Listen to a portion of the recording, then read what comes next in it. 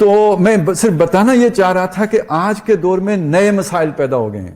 اگر آپ یہ بات کہنا چاہتے ہیں کہ اتمام حجت کا تقاضا یہ ہے کہ اسلامی نظام ہو جیسے کہ محمد رسول اللہ نے مدینے میں قائم کیا تھا، تو پھر یہ بھی بتانا پڑے گا کہ آج اسلامی نظام کی شکل و صورت کیا ہوگی. تب آپ نے خلیفہ بنایا تھا، جیسے بھی جس نے سب سے زیادہ قربانیاں دی تھی، معلوم ہوا ان لوگوں میں نیکی کے اعتبار سے، فضیلت کے اعتبار سے ان لوگوں کا اجماع تھا کہ ابو بکر سے آگے کوئی نہیں ہے، تو ان کو انہوں نے بنا دیا. آج ابو بکر جیسا نیک کدھر سے ڈھونڈ کے لائیں گے؟ پہلا مسئلہ. دوسرا مسئلہ، یہ اختیار کس کے پاس ہوگا کہ جو متفق ہو جائے کہ بھئی یہ سب سے نیک آدمی ہے؟ علماء دیوبند کے پاس ہوگا، علماء بریلوی کے پاس ہوگا، علماء اہل حدیث کے پاس ہوگا، تینوں کے بورڈ کے پاس ہوگا، علماء اہل تشیع کے پاس ہوگا، اور پتہ نہیں کتنے ہیں ان کے پاس ہوگا. کیسے پتہ چلے گا؟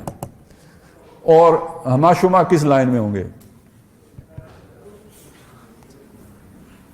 یعنی آپ اس ملک کے وکلاء سے بھی پوچھیں گے یا نہیں پوچھیں گے؟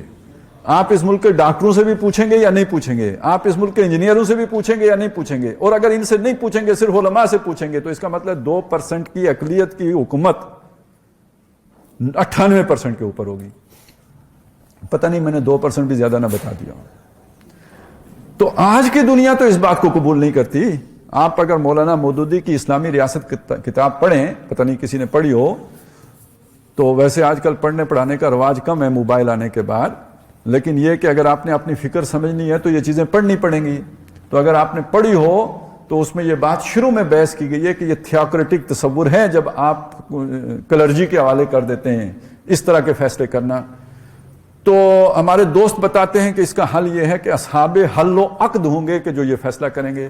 لیکن سوال یہ ہے کہ اصحاب حل و عقد جیسے موسیٰ علیہ السلام پہ من و سلوہ اترتا تھا، اس طرح آسمان سے اترا کریں گے یا وہ کدھر سے آئیں گے؟ یا اصحاب حل و عقد ہم کور کمانڈرز کو سمجھ لیں گے؟ اگر مولویوں کو نہیں سمجھیں گے تو پھر کور کمانڈرز کو سمجھیں گے، یا صحافیوں کو سمجھ لیں یا وکیلوں کو سمجھ لیں. یہ وہ مسائل ہیں کہ جن کو حل کیے بغیر اسلامی ریاست کا نام لینا ایک یوں سمجھیے ایک پٹاری کھول دینا. تو اگر آپ یہ چاہتے ہیں کہ آپ اسلامی نظام لے کے آئیں تو یہ مسائل بھی بتانے پڑیں گے. آج معاشی نظام توحید کی بنیاد پر کیسے استوار ہوگا یہ بتانا پڑے گا، حل پیش کرنا پڑے گا. اس چیز کے ساتھ جو کنونس ہوگا وہ اسلامی ریاست قائم کرنے کی جدوجہد کرے گا نا، کہ منشور یہ ہے، ہماری آئیڈیالوجی یہ ہے، ہم یہ لے کے آنا چاہتے ہیں. مجھے سمجھ آ گیا، ہاں یار یہ بہت اچھا نظام ہے، میں اس کے لیے قربانی دیتا ہوں، میں اس کو لانے کی کوشش کرتا ہوں. آپ کی سمجھ میں آ گیا، آپ بھی کھڑے ہو جائیں گے کہ یار محمد رسول اللہ نے یہ نظام قائم کیا تھا، آج بھی ہو سکتا ہے، آج بھی ہو سکتا ہے. اور اگر ہم اس کا قابل عمل ایک ماڈل نہیں پیش کرتے تو پھر کنونس کس بات پر کسی کو کریں گے؟ آج کا ڈائلیما یہ ہے. ہمارا دل چھلانگیں تو مارتا ہے کہ اللہ کا دین آ جائے، لیکن یہ کہ وہ آ اس لیے نہیں رہا کہ ہم ایک قابل عمل ماڈل لوگوں کے سامنے پیش کرنے سے قاصر ہیں، اور جن لوگوں نے پیش کیا ہے ان کو پڑھنے سے قاصر ہیں.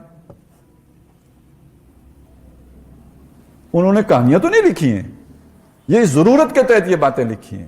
تو بہرحال کہنے کا مقصد اس وقت یہ تھا کہ اتمام حجت اگر کرنا ہے تو آج کے ذہن کے مطابق بات کرنی ہوگی، آج کے مسائل کا حل پیش کرنا ہوگا، اور آج کی جو بھی ایک جدید ذہن کے اندر اسلامی ریاست کے حوالے سے سوالات آتے ہیں ان کا تسلی بخش جواب دینا ہوگا. یہ تو میرے اور آپ کے لیے بات ہو گئی.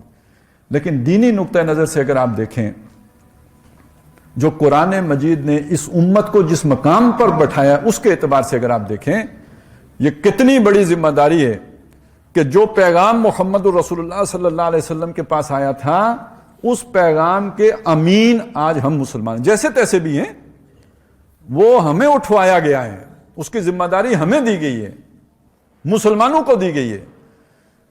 اور اس کا مطلب بڑا عجیب نکلتا ہے. میں آپ کو ذرا نکال کے دکھاتا ہوں. اللہ نے یہ پیغام سب سے پہلے کسے دیا؟ جبریل کو. کیا کہا؟ جا کے محمد تک پہنچاؤ صلی اللہ علیہ وسلم. آپ ذرا سوچیں نا، تصور کریں، فرض کریں کہ حضرت جبریل حضور تک نہ پہنچاتے تو پھر کیا ہوتا؟ وہ پکڑے جاتے. چلے میں مختلف آسان سی بات کرتا ہوں, وہ پکڑے جاتے. اچھا حضور تک انہوں نے پہنچا دیا, بلا کم و کاست پہنچا دیا, جوں کا توں پہنچا